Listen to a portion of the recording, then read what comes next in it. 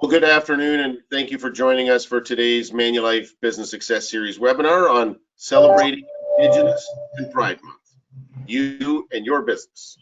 My name is Ian McLean, and I'm the President and CEO of the Greater Kitchener-Waterloo Chamber of Commerce. Before we get started, I would like to take a moment to acknowledge that we do live and work on the traditional territory of the Neutral, Anishinaabe, and Haudenosaunee peoples, as we seek a renewed relationship based on a foundation of mutual understanding and respect.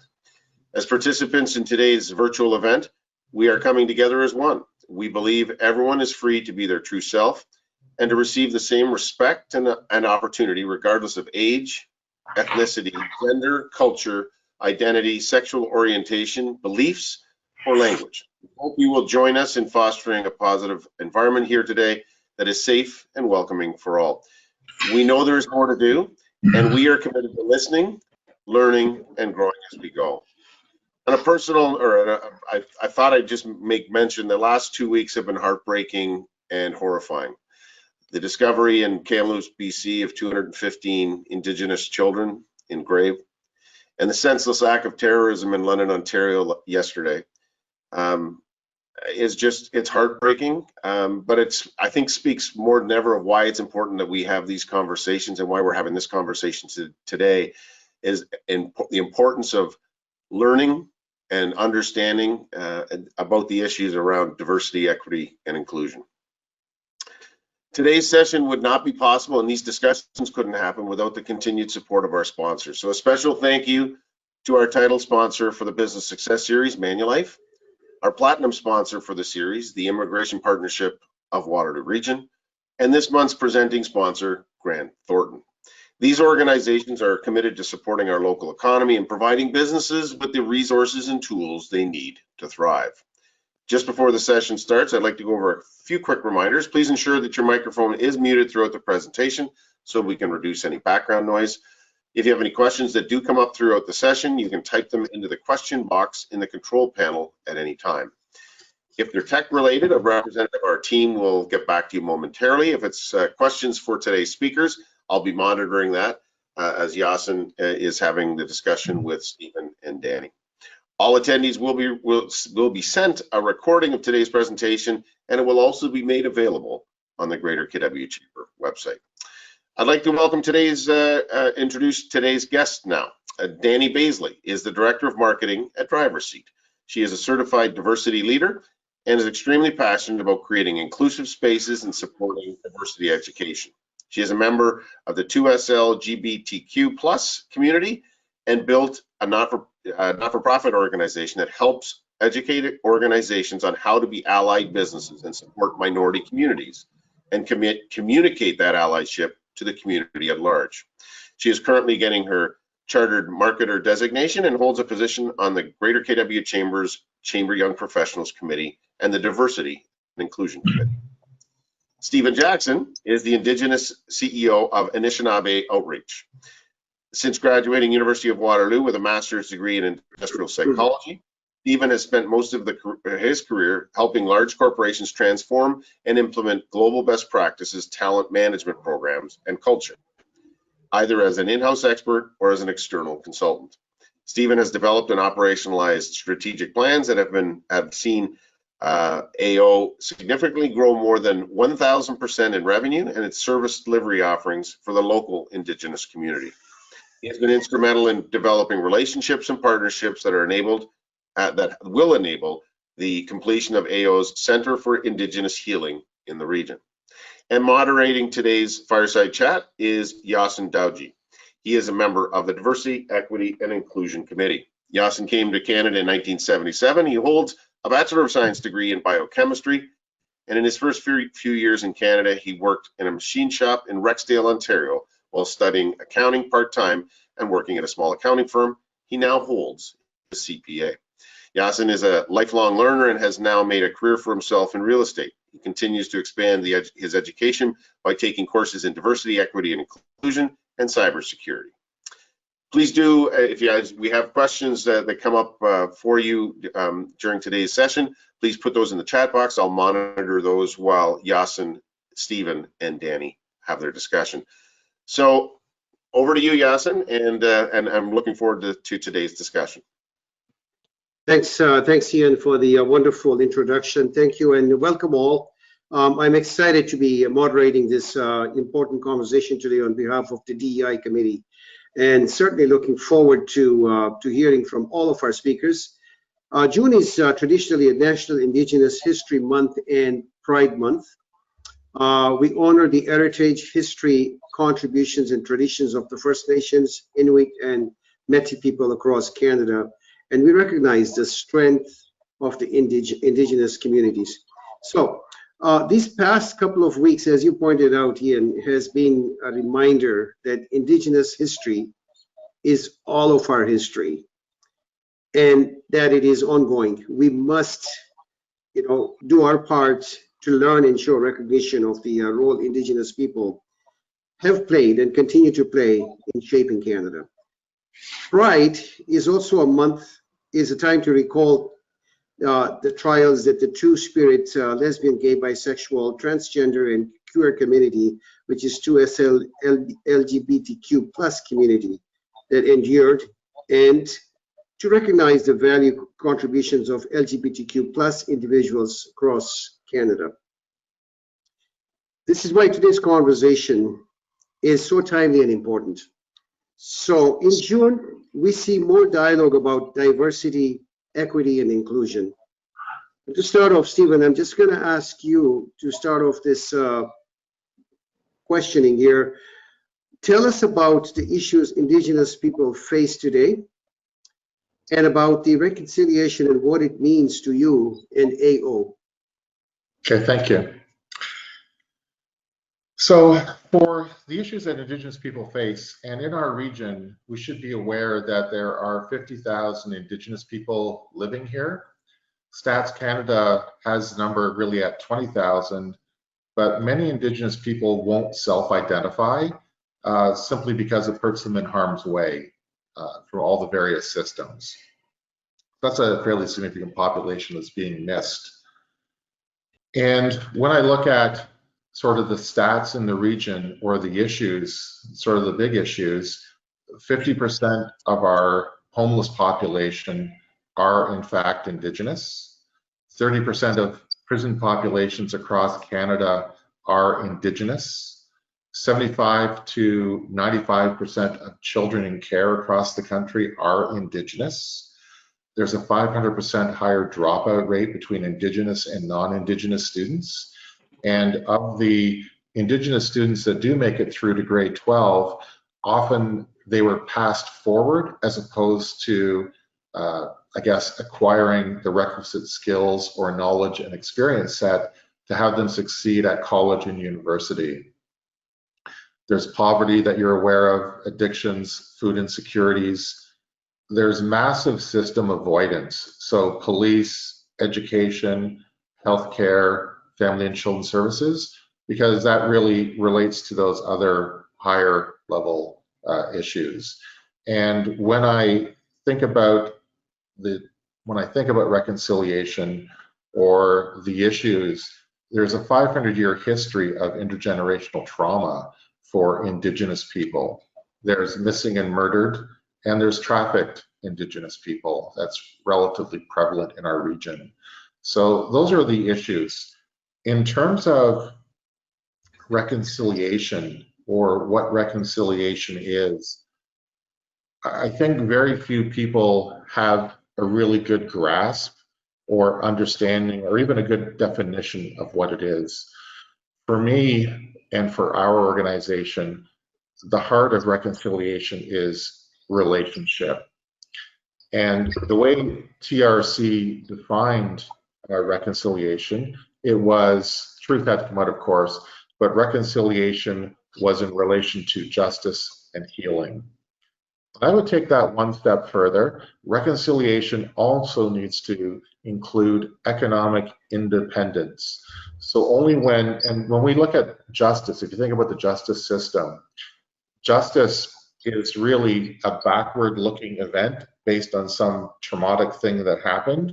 And so anyone seeking justice will always be frozen in the past and will never achieve healing, because they'll be stuck back there, and justice will never really be enough.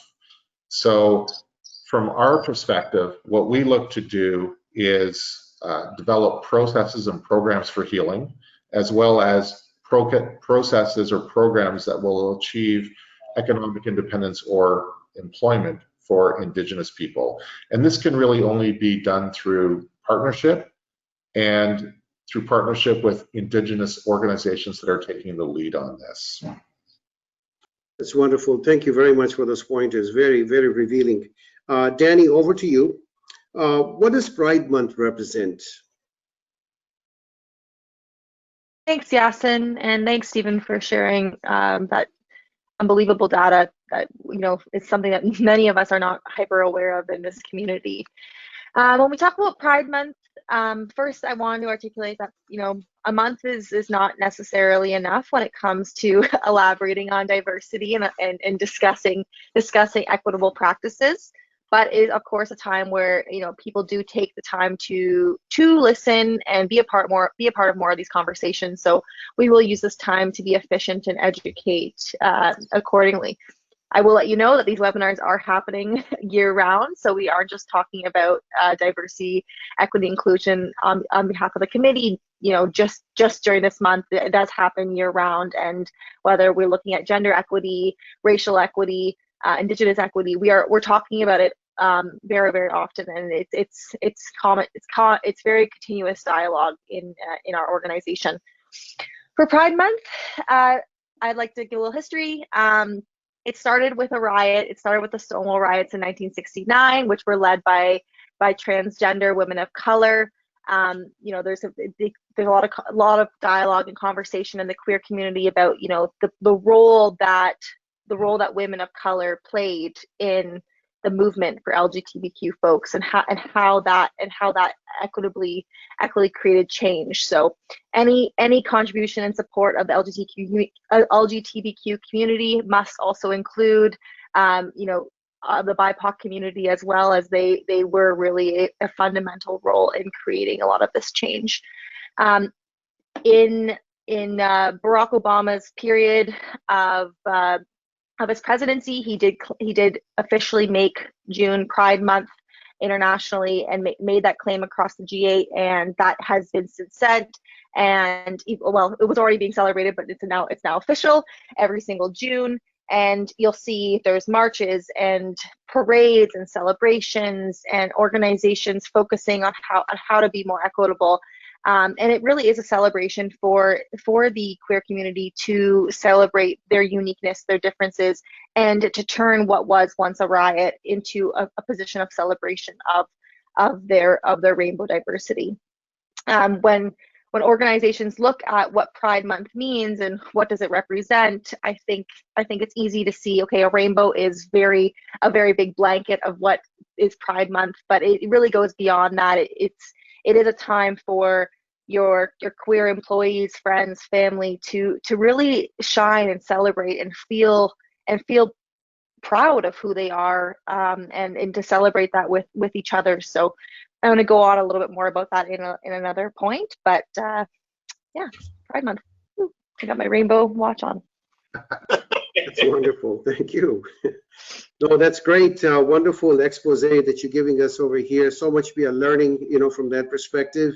The Anishinaabe outreach has been so important, centralized space for Indigenous people to grow and to be a beacon for future generations. So I wanted to ask you, Stephen, can you tell us a little bit more about the AO Center of Indigenous Healing that you built? Oh, absolutely. And as I described reconciliation was, I said the two most important parts of that were really healing and really helping Indigenous people find employment and removing the barriers for employment for Indigenous people. And the broader topic that, and I'm very thrilled to share the stage with Danny today, because the broader topic that we're talking about is actually equity and ensuring that there's equitable, equitable advances for whether it's Indigenous, BIPOC, or other. That inclusion is so important for business and everything else. In terms of AO, and I talked about healing being important, we developed a center of healing to offset that trauma that we talked about and those negative outcomes. Our center includes an employment agency. It includes an Indigenous led early on that was incredibly popular.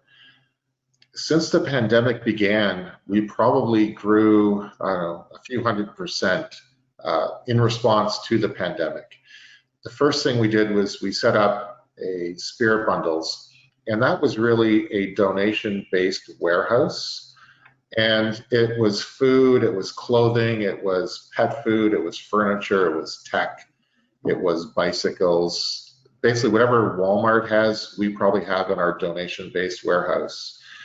And I think since the pandemic began, we've delivered out more than $500,000 worth of things to Indigenous families in need throughout the region. The next program that we set up was in relation to mental health, and we just started building a massive number of programs associated with that, because at the end of the day, healing is the part that matters, and bringing people culture and connections and family connections is so important. We relaunched our website, so if you want our website, most of our information is now there and current. It was woefully out of date based on how much we grow or how fast we grow. We partnered with Vidyard, actually, a tech company in the region, and Vidyard donated some of their time to help us, or help teach us, how to build our own website so we can make the changes as needed and as necessary. Next came vaccination clinics, and most of you are aware of the massive importance of vaccinations. We've been hosting, in fact, we were the first Indigenous vaccination clinic in the region. Last week, I think we hosted 4 of them, so we vaccinated over 600 Indigenous people for their first doses, for the youth, as well as their second doses. I think the most important thing that we have done besides build the Center of Healing was creating a mentorship program. It was really initially in partnership with Communitech. From there, if you think about mentorship in and of itself probably wouldn't go far enough, because you need education before you can mentor. You have to have that educational base. So we partnered with universities, and the universities provided web-based or cloud-based or online courses that were for artificial intelligence and for mobile phone app development, so Python and JavaScript HTML. And if you think about what an education gives any of us, and I saw some of the educations prior to this, if you think about what an education gives to us, basically your 4-year degree, your 3-year degree, or whatever it happens to be, gives you all the knowledge, expertise, and skills you need to go through an entire career. So the real question is, what would be the bare minimum required to have just the entry-level position? And in tech, that would be Python. So is it 1 Python course? Is it 2 or 3 Python courses? And you think about a university degree, each course is approximately 30 to 40 hours of education. And so that would be about 3 to 6 weeks worth of education studying to learn those programs. And we partnered with universities to create the tutors that would help support the learning. We partnered with tech companies to create mentors that would help do real-world applications for those programmings. And the end result is we're looking at moving people through that process to get them jobs into the tech companies. Then the next question is going to be, I'll just stop there for that on there. We also built and launched a multi-sport program, and that's in partnership with Maple Leaf Sports and Entertainment. That's a more recent thing that we developed and delivered. And what we're doing for multi-sports is we're creating we're creating coaching videos so that Indigenous youth from across the country can learn how to play sports with their own private coach via the internet. What that really means is children and youth are going to be able to make school teams because they can practice. And not only are they going to be able to make school teams, think about what that means. You're part of the team. You're not part of the team. And if you're part of the team, all the mental and social benefits that has. It's a fabulous new program that we've just launched recently.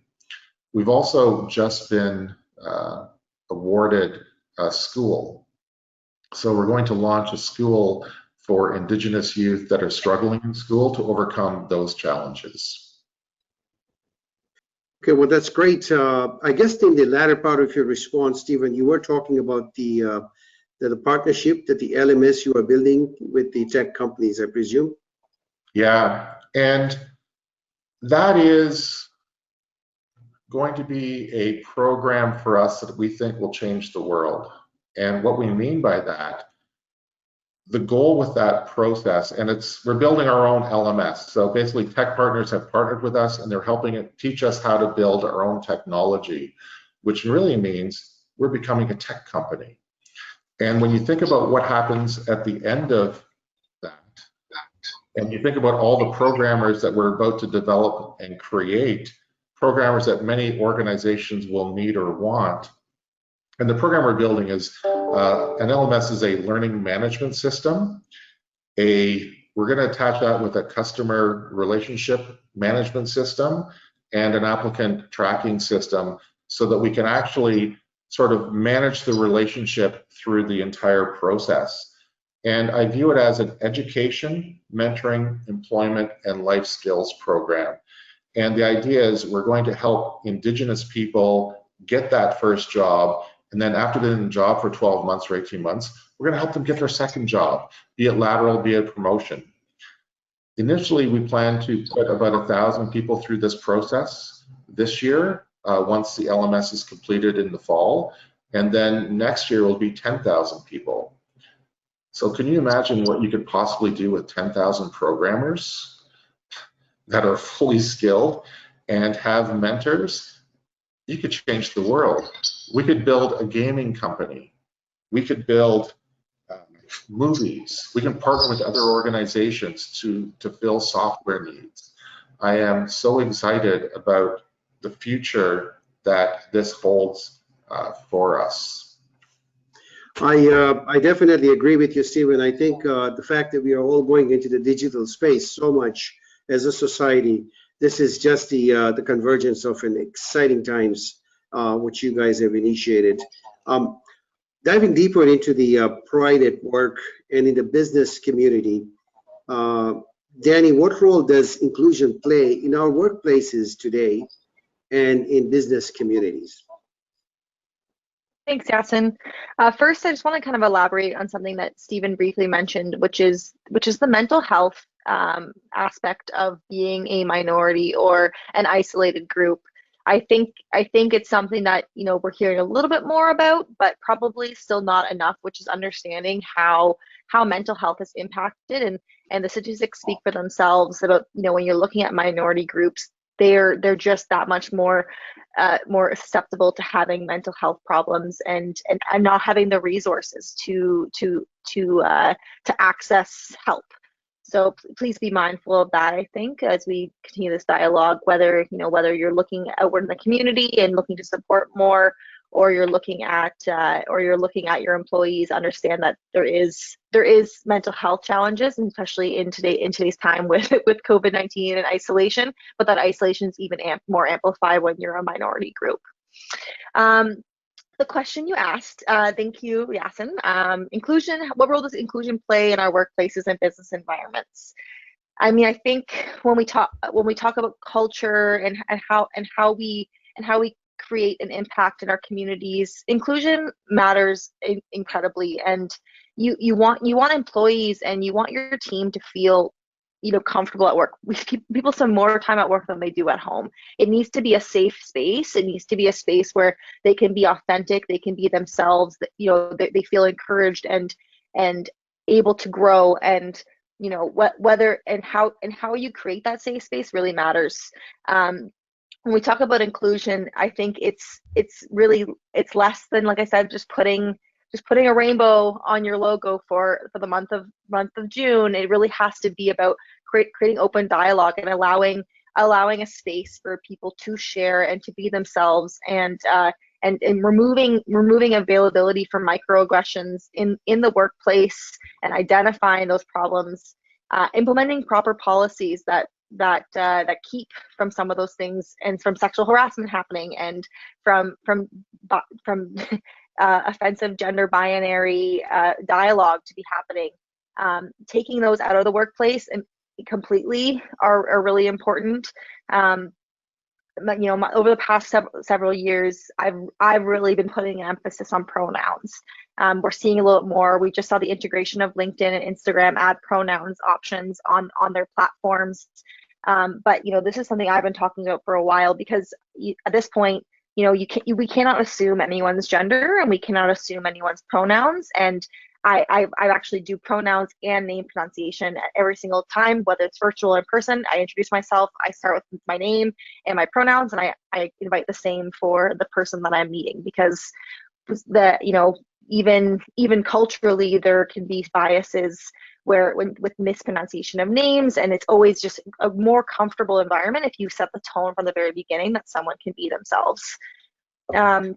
If you're a smaller organization in the community, and you want to create a more inclusive space, I think that dialogue, and whether it's for Pride Month or any other time, I think the dialogue has to be open with your employees. You need to, as a manager or a leader or an owner, you need to say, hey, this is really important to me, and this is something that I want to ensure that you guys have the space to be your authentic self. And I want to ensure that not only we're providing services that are equitable to our community, but also in this environment. And having that open dialogue and creating processes for someone to share, whether anonymously or in person, feedback, I think is important, because no one here in this community is perfect, and no one, and even those who try, there's still mistakes can still be made, but feedback has to be welcomed, and you have to be open to hearing, hey, that may have been offensive, or I would have appreciated this approach a different way, or I'm not comfortable speaking about my partners. I would prefer not to be addressed with personal questions. And you have to just create an open space where that dialogue and that feedback can be received, so that you and not ever discriminated against. If someone doesn't want to share about their personal life, that needs to be respected. And I think this comes down to the basis of respecting people and respecting their beliefs and their history and their feelings and who they are inside and out. That's an excellent viewpoint, actually, Danny. I'm just reflecting on it. It's more than just putting up the colors of the rainbow. As you said, inclusivity is very granular, and I think the community has to learn, what different facets of inclusivity it is. One of the things I've sort of reflected on more recently, and I'm trying to engage myself in that space, is the cybersecurity aspect that really affects people, of minority and BIPOCs and LGBTQ community, because they are now expressing in a space and they need that protection, and there's a lot of cyberbullying going on right now, and I know we hear about it every day. I have another question for you too, Danny. Why is it important for businesses and leaders to invest time and resources into recognizing Pride Month? Sure. I mean, we talked about this a little bit already, but it's beyond the month. I think there's lots of organizations on the ground, like Stevens, who are doing work to help support minorities on the front lines and provide resources. There's several in this community. There's several across Canada who are working to ensure that there's resources for mental health, for support, for even just conversation for young LGBTQ to us individuals to speak about who they are and to identify a little bit more about themselves. I think it's important for businesses to openly communicate about Pride Month and to create conversation. I do think that it has to be transparent. Like whether you're looking to donate proceeds and raise money for an organization, whether you're looking to just create more dialogue and to make a statement and say that you want to support and you want to do better in supporting and being inclusive in this environment. I think at the end of the day, it has to be altruistic. It can't be something that you're doing for the purpose of raising revenue, and that identifying a new target market that you think you want to tap into. That is what they call rainbow washing, which is just businesses putting rainbows on absolutely everything, all of a sudden, for the purpose of just selling more stuff during the month of June. I think if you're looking at our local community, which is absolutely built by small businesses, there's a lot of small businesses in this community that are extremely diverse and supportive of the LGBTQ community. There's LGBTQ owned businesses in our communities that are worth supporting, and I think just constantly looking for that and looking not beyond the month of June of how can I support? What can I do to make a difference? What can I do to support, hire, and encourage leadership of these individuals? And that's really what this month is about, which is shining a light on how great and how many differences there are in our community. And I mean, it's hard to see from the outside, but there's quite a large group of queer people in Waterloo region, and by and large it's a fairly open and diverse environment, but there's just so much to go, and especially in the business environment. I think something to recognize too is, when you're speaking in a bit of more of a heteronormative environment or gender binary, using good proper language like partners versus wives or husbands, or because it just creates a space where people can feel comfortable without having to out themselves in every space. And I think that's one where we're seeing a little bit more. Some of the schools are implementing that practice just to keep it neutral and inclusive for everyone, so people don't have to utilize binary language. For business leaders, understand that there is a incredible talent pool of diverse individuals that you potentially are missing out on because they want to work for organizations that have the same values as them. They want to work for organizations that are going to respect and honor and really understand what's important to these individuals. So if you aren't making a commitment to creating a diverse and an inclusive environment, you're going to lose out on that talent pool. And the same with the leadership opportunity for that. I think you're also going to lose out, especially as we've seen during COVID-19, supporting local people. The same thing goes for supporting businesses that are aligned with values. Millennials are officially the largest market in the workforce, or the largest generation in the workforce, and they values are the most important thing to the millennial generation. They want to support businesses that share their values. They want to support organizations that share their values. And if you don't align to that, you are definitely going to miss out on reaching, which is, once again, that's not altruistic, but it is something to make note of, because I'm not going to support.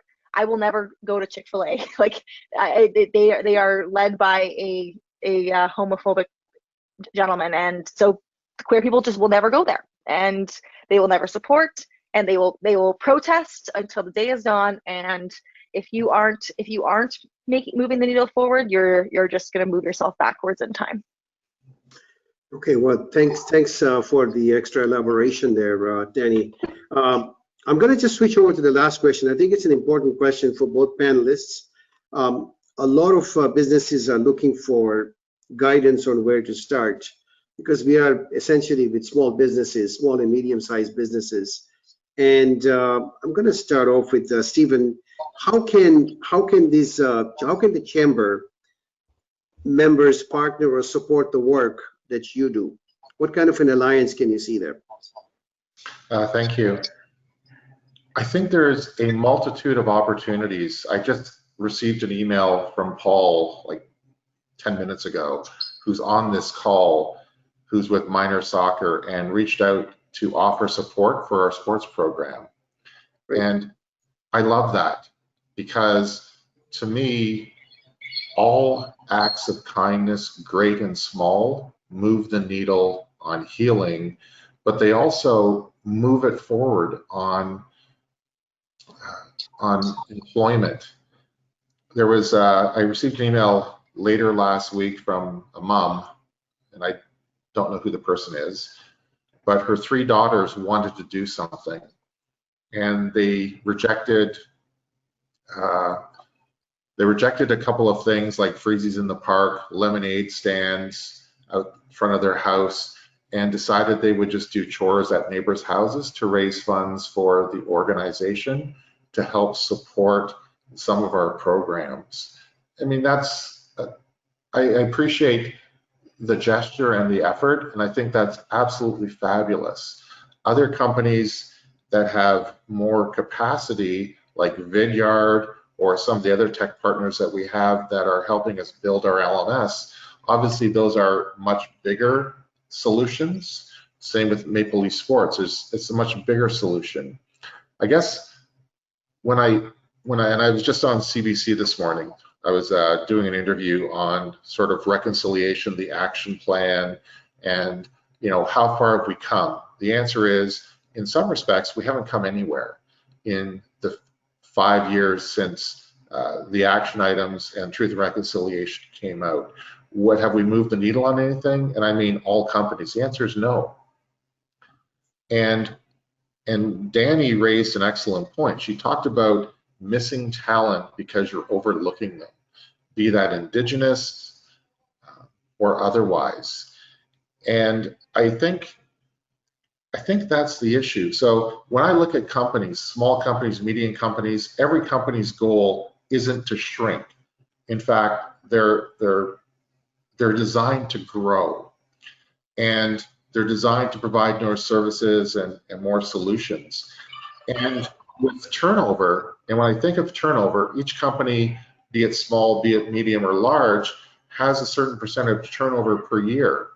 And when I think about that turnover and growth combined, those are all opportunities to move the needle and change the makeup of your organization. And I know that when you do that, because of the increased diversity, you're going to be surprised at what you will be able to achieve. Because if you're just stuck in your current silo and never getting out of it, you will always be stuck in your current silo. But by diversifying, you will actually, like Danny said earlier, reach new markets and have new ideas. You're missing a big chunk of the labor force. Excellent. Yeah. Over to you, Danny. I just wanted to get your thoughts, particularly for small businesses or for those who are with limited time or resources. How can businesses create more inclusive and diverse environments for their teams and for their clients? Yeah, starting internally, I think is the first step. Ensuring that your entire team's values are aligned. Of course, a leader is probably not the one who's always working client facing. So if that person who's talking to clients and representing your organization isn't aligned with your values, your values to move the needle forward on creating a more equitable environment and ensuring equity, you're probably going to have some gaps in the organization. So look inwards first. Look at the makeup of your organization, like Stephen just said. Understand, are there gaps that we're missing out on at the table? Are we missing out on having a perspective that we probably need to have in these conversations? So look inward, start with that, and then I think if you're looking to make direct change now, and your business has been closed for the last 9 months, like many have, and they are just looking to support. I think sharing, engaging with local organizations that support these initiatives, that is the way to do that. Follow, engage with them on social media, share their messaging. I read an important post recently about what you should be doing during this month, and not making it about yourself, but really amplifying the voices that are in the community that are here to make a difference. So use your platforms to amplify those voices. Use your platforms to create more impactful dialogue, and acknowledge if you have done things wrong in the past. This is a time for growth and change, and if you have made mistakes, it can happen. But if you're looking to become better and to do better, make it clear to your environment that that's the case. That's wonderful. You know what? There's a lot of stuff that the membership has to know. There's so many moving parts, involved all at the same time. I really appreciate the contributions you guys have given us here today. I'm sure the membership will learn a lot from this. I'm just gonna pass it over now to Ian. Sure. 'Cause he might have received some questions Yeah, from our well, thank you, guys. That was very helpful. Thank A couple of questions have come in, and I thought, which I think this is where, for many small businesses, they want to get granular and like, just like, what can I actually do? Because conversations are important, but they want to get to the what can I do to solve a problem or become more of an ally. And so I guess the question that came in is, what are some great educational resources that individuals or small businesses can access to educate themselves on Indigenous and on 2S LGBTQ plus issues, right? Because there's, you can get lots of it on the internet. Not all of it's good on the internet. So where's the good stuff to get so that it starts to frame the thinking? How do you talk to your staff? How do you talk to your customers? All of those types of things. So I guess maybe we'll start with you, Stephen. Just where would be, and I presume you have some, but where would you advise someone getting started as a small business or as an individual to sort of really dig in so that they can have a better understanding of what they can do? Right. And as I said, we actually rebuilt our website, so there is a fair bit of information on there. And as we rebuild, or as we build, not rebuild, as we build our LMS system, we're going to put in a full suite of consulting as well as organizational solutions for companies. Because at the end of the day, people need, like you just said, a trusted resource that will help move the needle. And from my perspective, it's like Paul did, who sent me an email, reached out, and have a conversation. Find out what is possible and what can be done differently. Find out how we can, participate. And again, it's acts small and acts great will move the needle on it. But it starts with building relationships that are authentic and going from those authentic relationships to seeing how can we solve things together that will meet the outcomes we both want to achieve. Well, I think one of the things we'll do, and then I'm going to let you come in, Danny, is as we start to build out, even at the chamber, our diversity and equity and inclusion page, is we're going to put those resources and make sure they're obvious. So Anishinaabe Outreach and others, where we're going to put those, as you say, and this is the important part, the trusted resources that can help people share. Danny. Thanks. Yeah, there's a couple organizations that I really love. GLAD is one. They're very media focused, but they are outwardly on how to be better on media. And then the Trevor Project, which is based out of LA, they're a little bit more focused on the mental health side, but they do talk about how to be an ally and what allyship looks like. So there's a couple great that are available online, and these they are incredible organizations. I think there's some great opportunity, and you'll probably have seen it on many of your streaming services, but they have kind of a little bit of a highlight on some queer focused content, whether it's filmed, whether it's films or documentaries or TV shows. There is a lot of value in those. You do get to see the experiences, and they are most, if not all of them, are written by queer people. So there's a lot of education you can get, and they're very enjoyable, and it's a great way to celebrate Pride Month, to watch some of that content and to learn a little bit more about their experiences.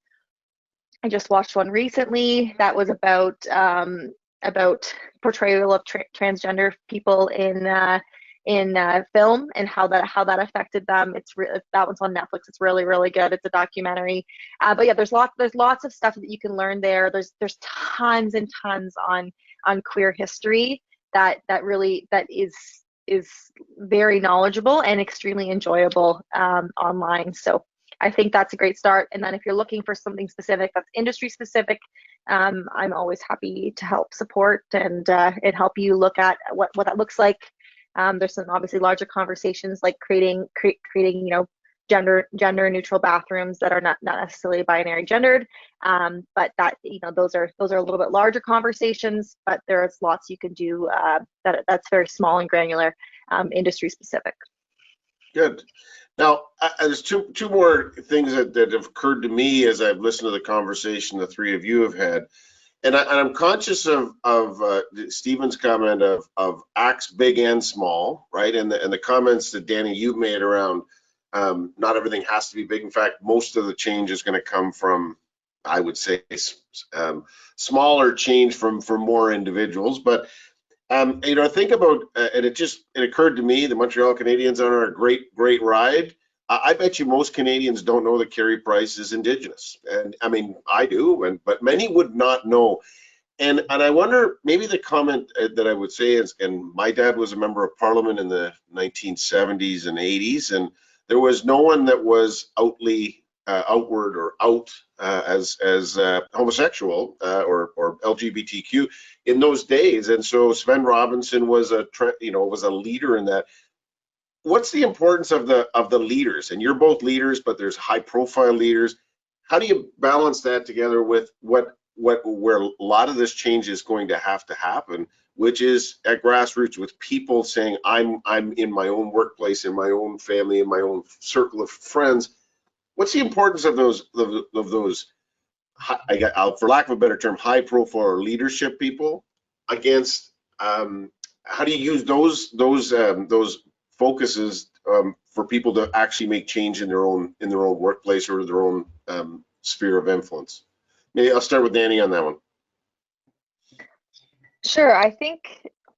I'm not sure if Steve, maybe Steve will have a different perspective on this, but there is something about having to be a minority and constantly have to answer questions and explain your history and how that affects you. And I had a great conversation with my friend who works for an Indigenous organization in Toronto about what that experience is like, and constantly putting the onus on those people and having to explain that. I think there's a bit of a balance, and someone did ask me recently, like, how do I know when questions are too much? Who can ask you questions? What questions can they ask? And I was like, it's not really a linear answer. Like, I'm a lot more of an open book than many people are, but if a stranger walked up to me and started asking me things, I would probably be still uncomfortable. So I think when it comes to leaders and looking at what they do, if they are outspoken and if they are comfortable sharing their story, that's something we should be very proud of them and very, very thankful that they are using their platform for so much good. But I think that expectation that they have to is also very difficult, because that this is their life too, and some of it's their private history, and we have no idea how it's affected them mentally or at home or their families. And I think we have to be a little bit hyper aware of that. But anybody who is willing to share their story or share and use their position of learning to make good, always just be thankful for those human beings, because they're able to set aside potentially what is going to be maybe more discrimination to try to make better good for the future. Stephen? Yeah, thank you. For me, I think of two things. I think certainly of leadership, because when I think about how change happens, it actually starts at the top of almost every single organization. And as a leader, you create the culture, and you create the culture for your organization, you create the culture for your clients, and so on. And I think that it's incumbent upon every leader, and I don't mean just for Indigenous or BIPOC or queer, it's for all of those, I guess, discriminated or racialized groups. It's what is your position, all of those things. And not only what is your position, but how can you make change either to include equity or diversity or inclusivity, and you have to lead the way as a leader. Your policies, your practices, even the way you speak to people, that's reflected by your culture, that's reflected by your staff. And beyond that, I would say the same is of media and organizations like yourself. How do you portray it? What do you promote? And if you promote inclusivity and you make that your focus, or equity, you make that your focus, then that will be the outcome that you achieve. I know that our organization is focused on healing and economic independence, so that's what we are achieving. And in the media, it's how do you portray it? Are you portraying sort of Hollywood Indians with, regalia and drums and songs as the way of, oh, this is our typical stereotypical Indigenous person? Is that what we're trying to achieve? Or are we trying to achieve reconciliation-based outcomes? And I think a lot of organizations have to change. I think they need to embrace and move forward. Okay. Something to add to that. Oh, sorry. I was just No, something to add to that too is that I think even leaders who are well intentioned have to be willing to accept feedback and have to be willing to listen to those in the community, still ask questions, attend sessions like this one, and constantly be getting better, because it's just gonna help. And the world is still changing a lot, and there's still lots of advancements to be made. So I think as a leader, you need to also create a space where people can provide feedback, and you are not assuming that you're always in the right as well. Listen, this has been great, and we want to thank all three of you for Yasin for moderating the session, and Stephen and Danny for taking time out of your busy schedules and joining us today. But that does bring us to the end of today's session. So I want to take just a moment to thank our sponsor of the series, Manulife. Our platinum sponsor of the series is the Immigration Partnership of Waterloo Region. This month's presenting sponsor is Grant Thornton. And again, to today's speakers and moderators, Danny, Stephen, and Yasin. And finally, to all of you for joining us today. As a reminder, we do host a new Business Success Series every Wednesday at 1 p.m. Join us next week as we are joined by Marcia Schluter and Dave Thomas. They will be sharing all you need to know about local Immigrant Connector program and the mentorship programs. Don't miss hearing about these important programs. We hope to see you then. And for full details, you can register at greaterkwchamber.com. Please do share this series with your friends and colleagues, and do join us every Wednesday afternoon.